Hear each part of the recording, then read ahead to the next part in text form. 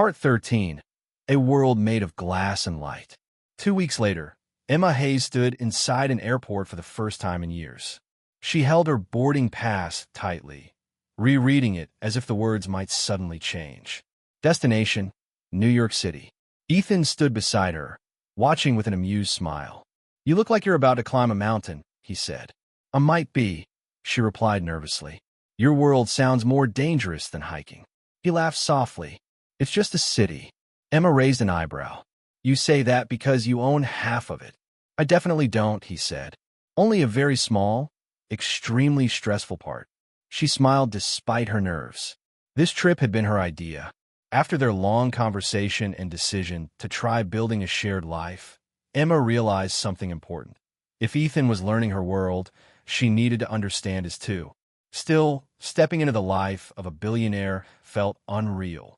The plane lifted into the sky, and Emma watched Vermont shrink below the clouds.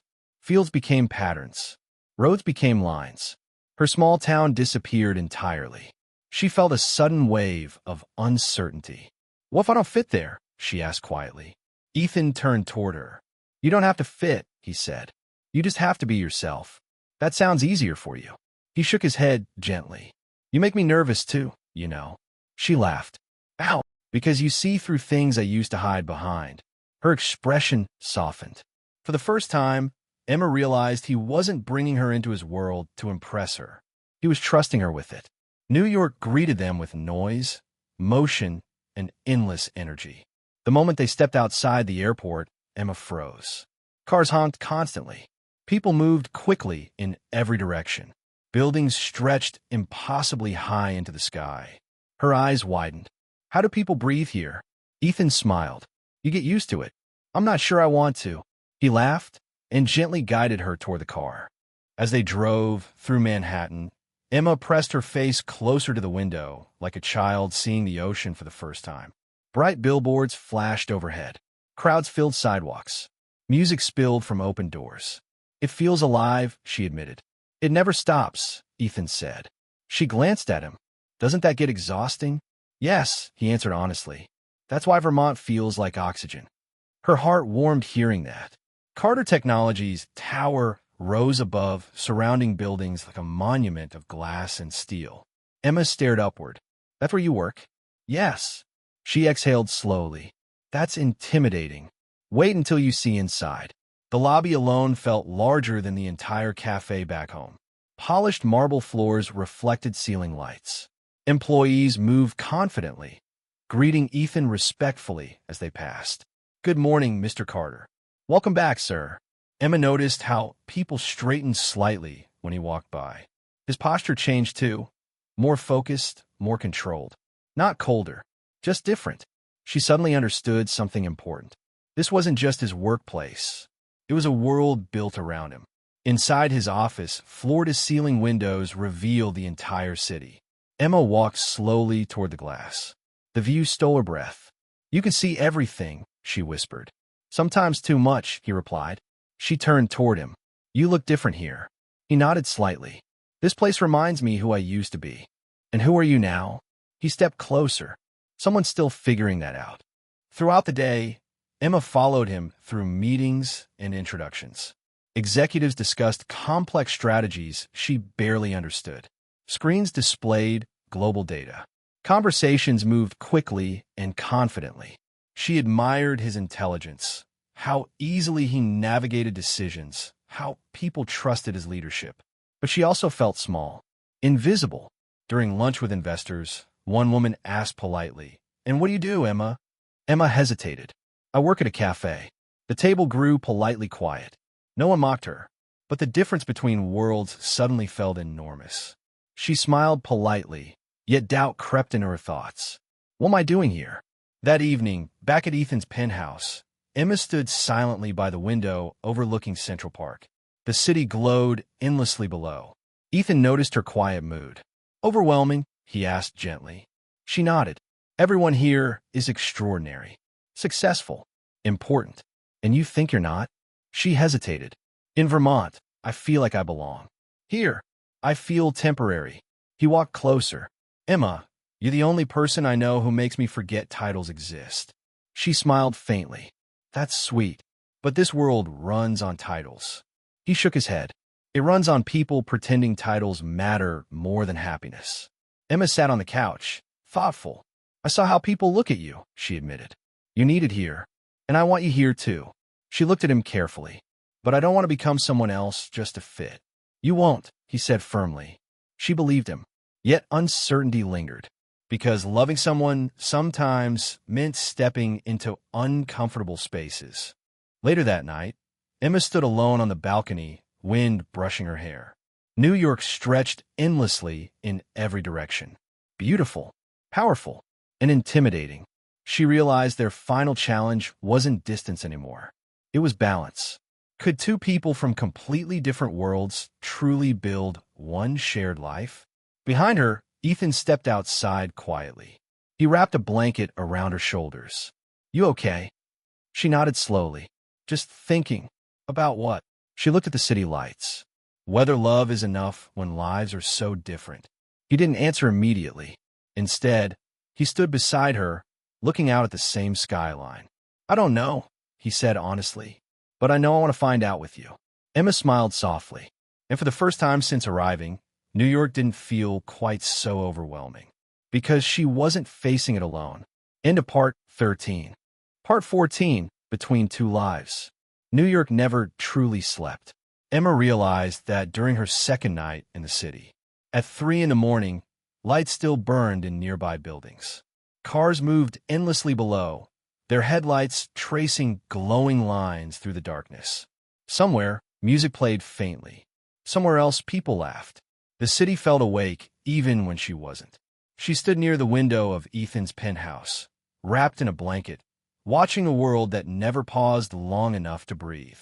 Back in Vermont, mornings began with birds and quiet streets. Here, morning felt like a continuation of noise. Behind her, Ethan stirred awake. You disappeared, he said sleepily, walking toward her. Couldn't sleep. He joined her by the window. Too loud. She smiled faintly. Too alive. He understood what she meant. The next day, Ethan invited Emma to a company gala, an annual event celebrating new partnerships and achievements. You don't have to come, he assured her. It's very corporate. Emma hesitated. Part of her wanted to refuse, but another part knew avoiding his world wouldn't help them build a future together.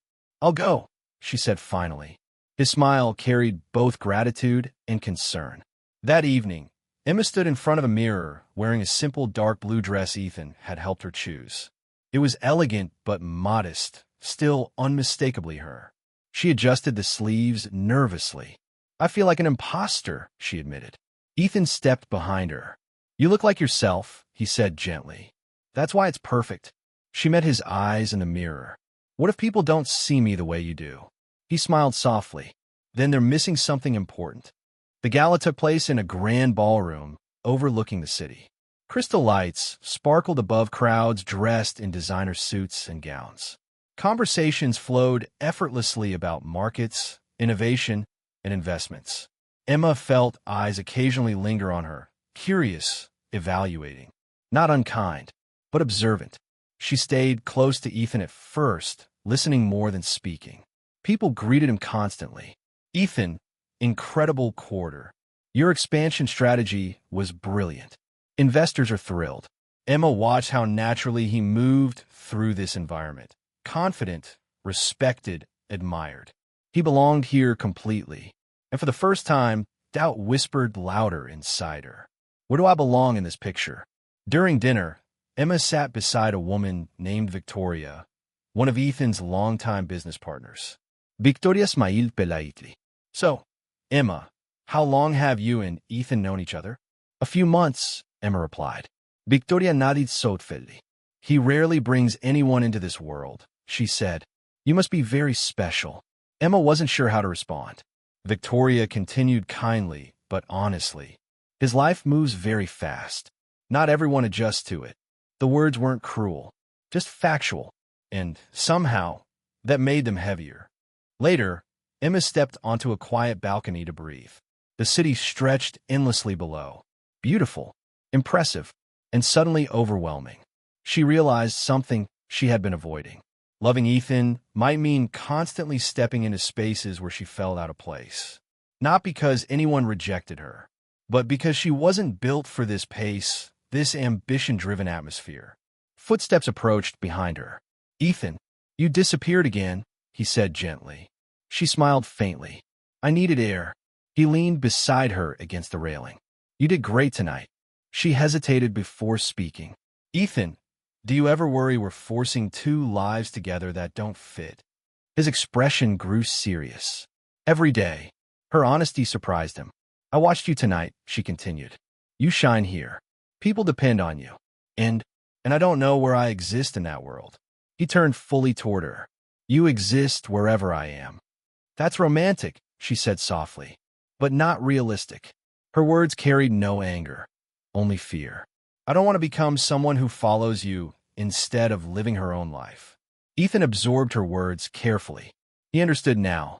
This wasn't about insecurity. It was about identity. He stayed quiet for a long moment, then said something unexpected. "What if I didn't stay here full-time anymore?" Emma blinked. "What?" "I've been thinking," he continued slowly. "My company doesn't actually need me physically present every day. Technology allows remote leadership." She shook her head slightly. "You can't change your entire life because of me." "I'm not changing it because of you," he said gently. "I'm changing it because I realized I don't want this life to be my only home anymore." She searched his face for doubt. There was none. "You'd really split your time?" she asked. "Yes. That's huge. So, is what we're building." Emma felt emotion rise unexpectedly. "No one's ever met me halfway like that," she admitted. He smiled softly. "I'm learning balance from you." She laughed quietly through tears. "And I'm learning courage from you." They stood together, city lights reflecting in their eyes. For the first time since arriving in New York, Emma didn't feel like she was choosing between two worlds. Maybe they could create a third one together. As they returned inside, music swelled and laughter filled the room again. But something had shifted. The question was no longer whose world would win. The question became, what kind of life could they build together? And both of them were finally ready to find out. Into part 14. Part 15. The fear of losing everything. The morning after the gala felt quieter. Sunlight poured through the tall windows of Ethan's penthouse, painting soft gold across the floor. For a brief moment, the city outside looked peaceful, almost gentle.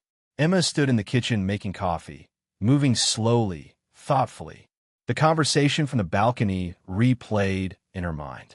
What if I didn't stay here full-time anymore? Ethan had said it so naturally, as if reshaping his life were simple. But Emma knew better. Nothing about his world was simple, and the idea that he might change everything because of her both warmed and frightened her. Ethan entered, still half asleep. "That smells better than any cafe in Manhattan," he said. Emma smiled. "Careful. That sounds like betrayal." "I stand by it," he replied. They laughed softly, but beneath the warmth lingered unspoken thoughts. Emma handed him a mug. "About what you said last night," she began carefully. He nodded. "I meant it." She hesitated. "I don't want you giving up your life for me." "I'm not giving it up," he said gently. "I'm choosing balance." "But what if someday you resent that choice?" The question surprised him. "I won't." "You can't promise that," she said quietly. Her honesty wasn't doubt in him. It was fear of becoming someone's sacrifice. Ethan realized this was the real obstacle between them now. Not distance, not money, but the fear that love required losing oneself. Later that day, Ethan attended a virtual board meeting while Emma explored the city alone. She walked through Central Park, watching joggers pass and street musicians perform. The city felt less overwhelming now, but still unfamiliar. She stopped near a small cafe and sat outside with a notebook. For years, she had lived day by day, focused on stability. Now her future suddenly held endless possibilities: travel, change, growth. And that terrified her, because loving Ethan meant stepping into uncertainty again, something she had avoided since losing her parents. She whispered to herself, "What if I lose this too?" Meanwhile, Ethan's meeting turned tense. "We need clarity," one board member said firmly through the screen. "Rumors suggest you're reducing involvement." Ethan remained calm. I'm restructuring my role, not abandoning leadership. This company depends on your presence. It depends on strong systems, he corrected. Another executive spoke. Investors are nervous. Stability matters. Ethan realized what they were truly asking. Choose the company or risk everything. For years, the answer would have been obvious. Now it wasn't. That evening, Emma returned to the penthouse unusually quiet. Ethan noticed immediately. Everything okay? She nodded slowly. I think I understand something now. He waited. I'm not afraid of your world, she said. I'm afraid of loving something deeply again and losing it. The vulnerability in her voice hit him deeply. He stepped closer. You won't lose me. She smiled sadly. No one plans to lose someone. Life just happens. Silence filled the room. Then she said the words she had been afraid to admit. What if loving you means building a future that can disappear overnight? Ethan understood. Her fear wasn't about wealth or status. It was about emotional risk. He took a deep breath. There's something I haven't told you yet, he said. Emma looked up. The board wants me fully committed again. No divided attention. Her stomach tightened. And he met her eyes steadily. I told them I'm stepping down as CEO. The words landed like thunder. You what? I'll remain founder and advisor, he explained calmly. But someone else will run daily operations. Emma stared at him, stunned. That's enormous, Ethan. I know. Why would you do that? He smiled gently. Because success stopped meaning anything when it cost me real life. Her eyes filled with emotion. You can't make that decision just for us. I didn't, he said softly. I made it because I finally know who I want to be. Emma paced slowly, overwhelmed. You built that company from nothing. And it will continue, he replied. But I don't need to sacrifice every part of myself to lead it. She stopped in front of him. This changes everything. Yes, he said. And that scares me. He nodded. It scares me too. For a long moment, neither spoke. Then Emma whispered, I don't want to be the reason you walk away from your dream. He gently took her hands. You're not the reason I'm leaving something, he said. You're the reason I realized I can have more than one dream. Tears slipped down her cheeks. No one had ever chosen emotional happiness so openly before. She finally understood. He wasn't sacrificing his identity. He was redefining it. They stood together by the window as evening lights slowly filled the city. Emma rested her head against his shoulder. What happens now? She asked softly. He smiled. Now we build a life that belongs to both of us. She exhaled slowly. For the first time, the future didn't feel like a choice between two worlds. It felt like a shared journey. But neither of them knew yet that one final challenge remained, a moment that would test whether love could survive not distance, not ambition, but vulnerability itself. End of Part 15. Part 16, the moment everything almost fell apart. The news spread faster than Ethan expected. By the next morning, financial websites were already publishing headlines. Tech visionary Ethan Carter steps down as CEO. Billionaire founder restructures leadership role. Unexpected change raises investor questions. Emma read the articles quietly at the kitchen counter. Each headline made her stomach tighten. She looked toward Ethan, who sat calmly answering messages on his laptop. You really did it, she said softly. He glanced up and smiled faintly. I told you I would. But Emma didn't smile back. Instead, worry settled deeper inside her. Throughout the day, Ethan's phone barely stopped ringing. Investors, journalists, executives. Some congratulated him. Others questioned his judgment. A few openly criticized the decision. Emma watched from across the room as pressure slowly returned to his posture. The same tension she had seen when they first met. That frightened her more than anything, because she suddenly wondered, what if he eventually regrets this? That evening, Emma walked alone through the city. Cold wind moved between buildings, carrying distant sounds of traffic and conversation. She replayed everything that had happened. Ethan changing his career, adjusting his life, moving toward her world, and a painful thought formed. What if someday he realizes he gave up too much? Love built on sacrifice could quietly turn into resentment. She had seen it happen before. People changing for someone else, only to blame them later. She couldn't allow that. Not again. When she returned to the penthouse, Ethan immediately noticed something wrong. "You've been quiet all day," he said. Emma took a deep breath. "We need to talk." The words instantly filled the room with tension. He closed his laptop. "Okay."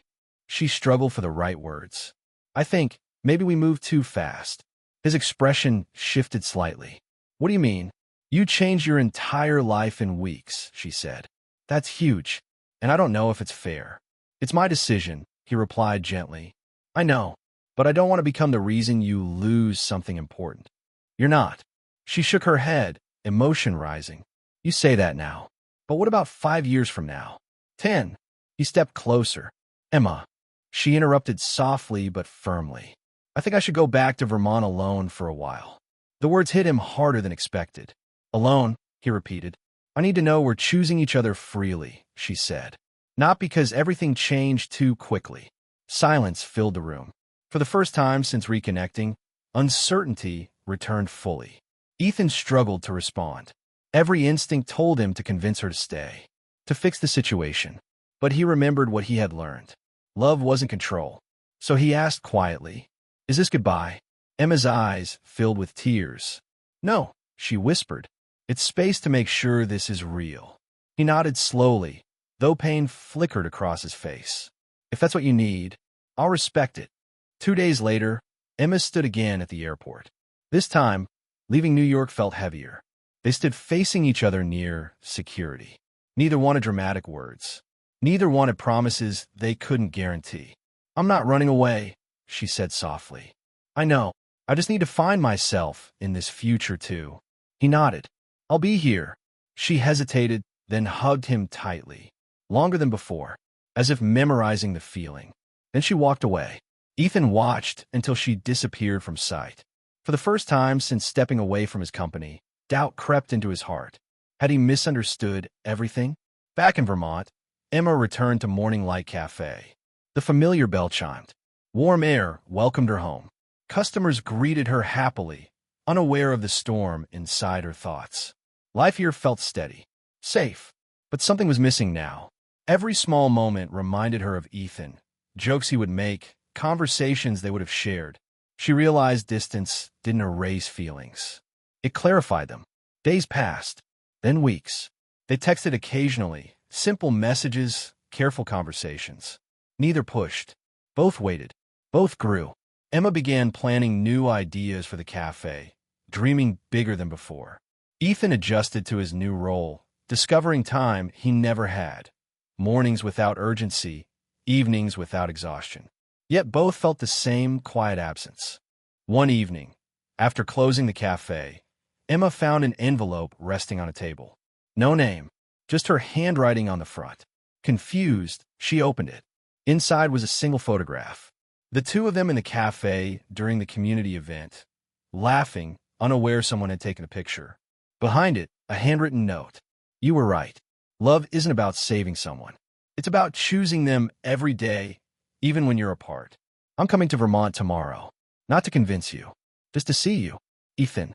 Emma's heart raced. She smiled through sudden tears. Because she realized something important. The distance hadn't weakened what they had. It had made it stronger.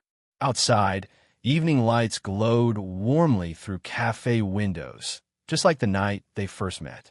And Emma knew the next chapter would decide everything. End of part 16.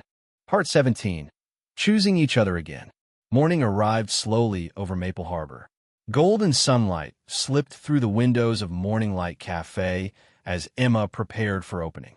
The familiar rhythm of grinding coffee beans and arranging cups usually calmed her thoughts. Today it didn't. Her heart beat faster with every passing minute. Ethan was coming. Not as a billionaire solving problems. Not as someone asking for answers. Just as a man who wanted to see her. And somehow, that mattered more than anything he had ever done before. She checked the clock again. 10 minutes past 9. The bell above the door remained silent. Emma told herself not to expect anything dramatic. Maybe he would arrive later. Maybe traffic delayed him. Maybe the bell chimed. She turned instantly. Ethan stood in the doorway, carrying only a small travel bag. No suit, no assistance. Just him. For a moment, neither moved. The cafe seemed to fade around them. Then Emma smiled, not cautiously, not politely, but openly. "You made it," she said softly. "I said I would." He stepped closer. The weeks apart showed subtly on both of them. Calmer expressions, steadier confidence. Distance had changed something. Not their feelings, their understanding. They stood awkwardly for a second, unsure how to begin again. Then Emma laughed quietly. "This feels strangely like our first meeting." Ethan smiled.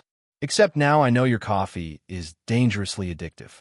She walked around the counter, and without hesitation, hugged him. It wasn't desperate. It was certain. Ethan closed his eyes briefly, realizing how much he had missed this simple closeness. Not luxury, not success, just presence. They sat by the window, the same table where everything had started months earlier. Outside, people passed calmly through town. Inside, time slowed again. "How have you been?" Emma asked. "Learning how to exist without rushing," he said.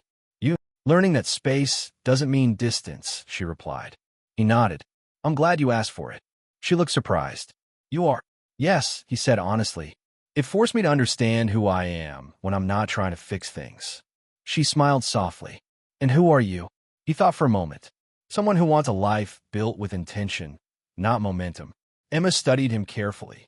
He seemed lighter, more grounded, not escaping his world anymore, simply reshaping it. "I missed you," she admitted quietly. "I missed you every day," he replied. No hosetasjen, no drama, just truth. They spent the afternoon talking, really talking, about fears they hadn't voiced before, about childhood memories, about dreams beyond survival or success. Emma told him she had started planning new community events for the cafe. Ethan shared how stepping back from daily leadership allowed him to mentor young entrepreneurs instead of constantly chasing growth. For the first time, their lives didn't feel like competing paths. They felt parallel.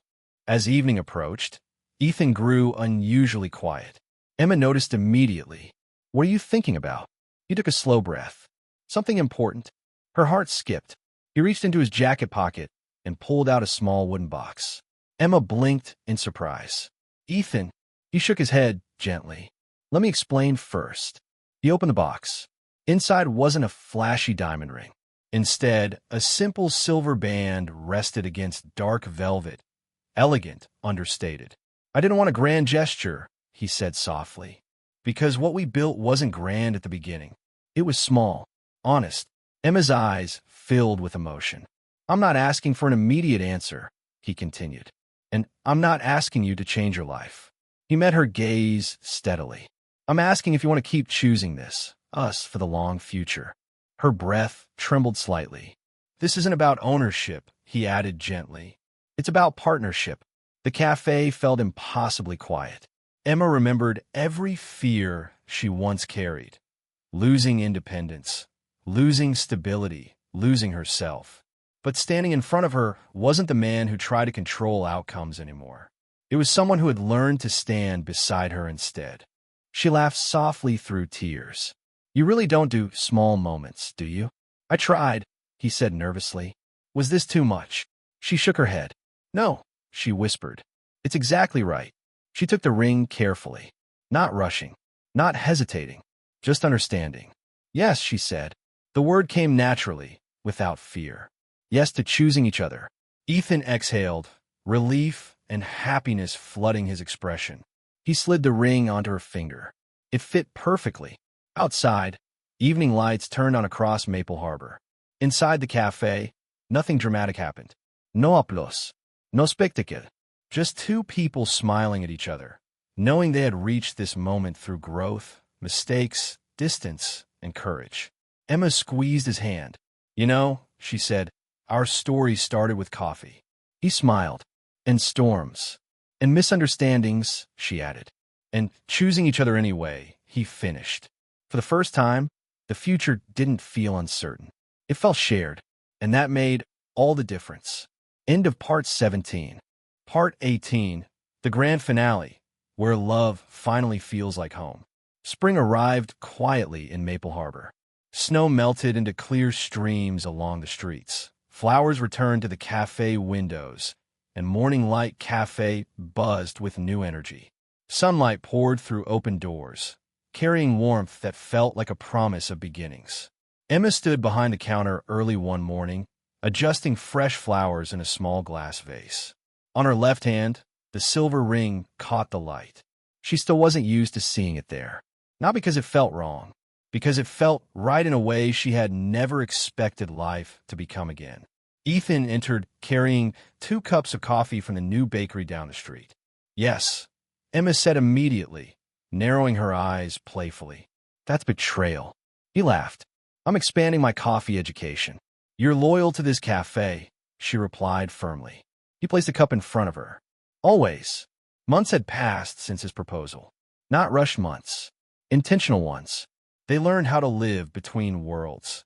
Ethan dividing his time between Vermont and New York, Emma occasionally traveling with him, but always returning to the place that grounded her. The cafe thrived, not because it became larger, but because it became more loved. Community nights grew popular. Local artists displayed work on the walls. Travelers stopped after hearing stories about the little cafe that refused to disappear. And slowly, Emma realized something beautiful. Nothing had been taken from her life. It had expanded. Wedding preparations remained simple, entirely Emma's idea. No giant ballroom, she insisted. No celebrity guests. Definitely not. He smiled. I suspected. Instead, they chose a small ceremony near the lake outside town, surrounded by trees and people who truly knew them. Ethan agreed without hesitation, because he understood now.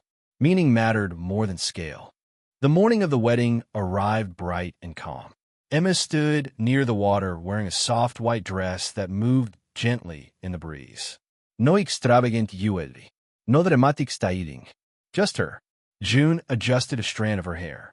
You look peaceful, her grandmother said warmly. I feel peaceful, Emma replied. That surprised her most. For years, happiness had felt temporary, something fragile. Now it felt steady, chosen. Across the clearing, Ethan waited beneath a wooden arch decorated with wildflowers. He wasn't thinking about business, or headlines, or expectations, only about the moment Emma would walk toward him. Ben stood beside him, smiling. You know, Ben said quietly, this cafe changed your life almost as much as hers. Ethan smiled. It gave me something success never could. What's that? A reason to slow down. Music began softly. Emma appeared between the trees.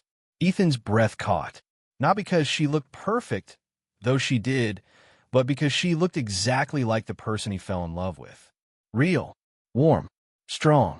Every step she took reminded him of how far they had come. Misunderstandings, distance, fear, growth. None of it wasted. All of it necessary. When she reached him, they both laughed quietly at the same time. What? She whispered. I just remembered the first day you gave me free coffee. You looked like you needed help, she teased. I did. The officiant smiled patiently before beginning. The ceremony was simple.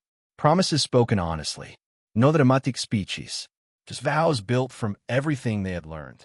I promise, Ethan said, voice steady, to stand beside you, not ahead of you.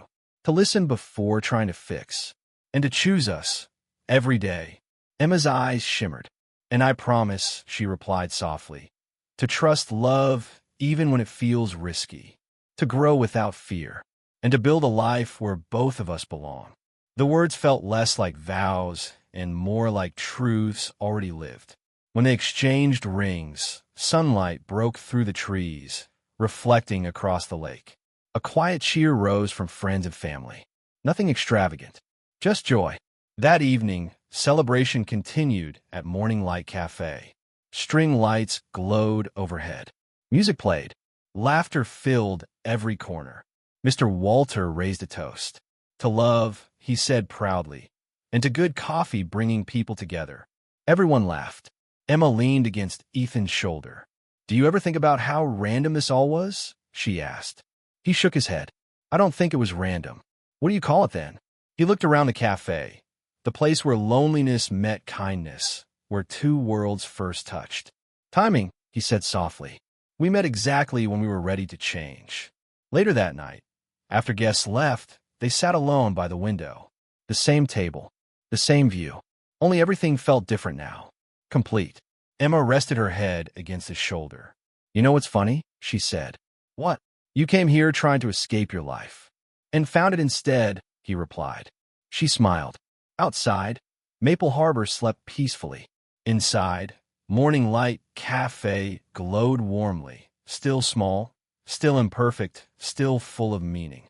And Ethan Carter, once a man who believed success meant having everything, finally understood something greater.